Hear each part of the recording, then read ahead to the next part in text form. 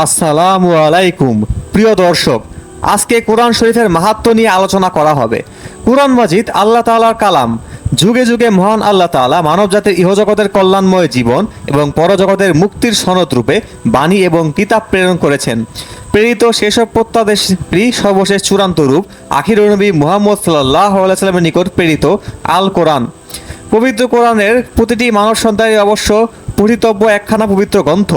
আল্লাহ তাআলা ইরশাদ করেন, অথবা ততপেক্ষা বেশি কোরআন আবৃত্ত করুন সুবিন্যস্তভাবে ও স্পষ্টভাবে। সূরা মুজাম্মিল আয়াত 4। কোরআন মাজিদের অনেক হক রয়েছে। কোরআনের কারিমে যে সকল হক রয়েছে তন্মধ্যে সবচেয়ে গুরুত্বপূর্ণ হক হলো সহজ ও সঠিকভাবে বাক্য উচ্চারণ করা। আল্লাহ তাআলা উপরোক্ত আয়াতে এটাই নির্দেশ দিয়েছেন। পরিষ্কার ও বিশুদ্ধ উচ্চারণ সহ শব্দের অন্তর্নিহিত অর্থ চিন্তা করে তদ্বারা প্রভাবান্বিত হয়ে তেলাওয়াত করাই হচ্ছে তেলাওয়াতের মূল উদ্দেশ্য। হাদিস শরীফে কোরআন তেলাওয়াতকে সর্বোত্তম ইবাদত আখ্যা দেওয়া হয়েছে। তা সত্ত্বেও এই ইবাদত আমাদের কাছে অবহেলিত। এমন মুসলমানের সংখ্যা খুবই কম যারা প্রতিদিন নিয়মিত কোরআন শরীফ তেলাওয়াত করেন। আগেকার জামানায় আমাদের পূর্বসূরীদের অবস্থা এমন ছিল যে তারা রাতের পর রাত নামাজে কাটিয়ে দিতেন তিলাওয়াতে মগ্ন হয়ে। কোরআনের সঙ্গে গভীর সম্পর্কের কারণে হযরত আব্দুল্লাহ ইবনে আব্বাস রাদিয়াল্লাহু আনহুর উপাধি ছিল তরজমানুল কোরআন বা কোরআনের ভাষ্যকার।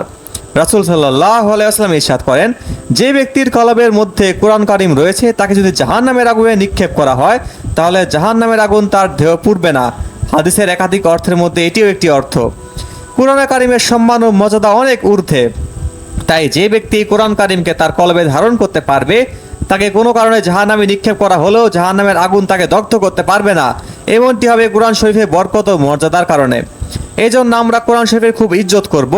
হাকিমুল উম্মত হযরত মাওলানা আশরাফ আলী তানভী রহমতুল্লাহ বলেন, যে ব্যক্তি তিনটি আমল করবে দুনিয়াতে তার রিজিকের কোনো অভাব থাকবে না, তার খাদ্যের অভাব হবে না, পোশাক ও বাসস্থানের অভাব হবে না, তার প্রয়োজন পূরণে যাবতীয় আশাপত্র আল্লাহ তাআলা ব্যবস্থা করে দেবেন। সে তিনটি আমল হলো: 1. কোরআন সহি শুদ্ধভাবে শিক্ষা করা, 2. অন্যকে সহি শুদ্ধভাবে কোরআন শিক্ষা দেওয়া, 3. কোরআনের ধারক বাহকদের সম্মান করা। আমরা রিজিকের জন্য পেরেশান, দিন রাত কতই না মেহনত করি, তো এই তিনটি আমল করতে পারলে আল্লাহ পাক আমাদের রিজিকের অভাব দূর করে দেবেন। কোরআন কারিমের তিলাওয়াত শিক্ষা করা ফরজে আইন। প্রত্যেক মুসলমানের উপর সহি শুদ্ধভাবে কোরআন কারিমের তিলাওয়াত শিক্ষা করা ফরজ। কোরআন শরীফের সহি শুদ্ধ তিলাওয়াত না জানলে তো নামাজ আদায় হবে না। বড় আফসোসের বিষয়, আজ মুসলমানদের অনেকেই কোরআন তিলাওয়াত জানে না। জানলে তো না জানলে তো নামাজ আদায় হবে না। কোরআন শরীফের তিলাওয়াত প্রত্যেক মুসলমানকে অবশ্যই শিখতে হবে। যাদের বয়স হয়ে গেছে তাদেরও শিখতে হবে। অনেকে ছোটবেলায় কোরআন শরীফ পড়ছিল কিন্তু এখন ভুলে গেছে। এমন ব্যক্তিদেরও কোরআন শরীফ শিখতে হবে। কোরআন শিক্ষা করে একদিকে তো ফরজ, অপরদিকে তো অনেক ফজিলত রয়েছে। মাদ্রাসায় যেমন তালিবুল ইলমরা কোরআন শিক্ষা করছে, তেমনি আমাদেরও কোরআন শিখতে হবে। মহান আল্লাহ আমাদের সকলকে কোরআন শিক্ষা করার তৌফিক দান করুন, আমিন।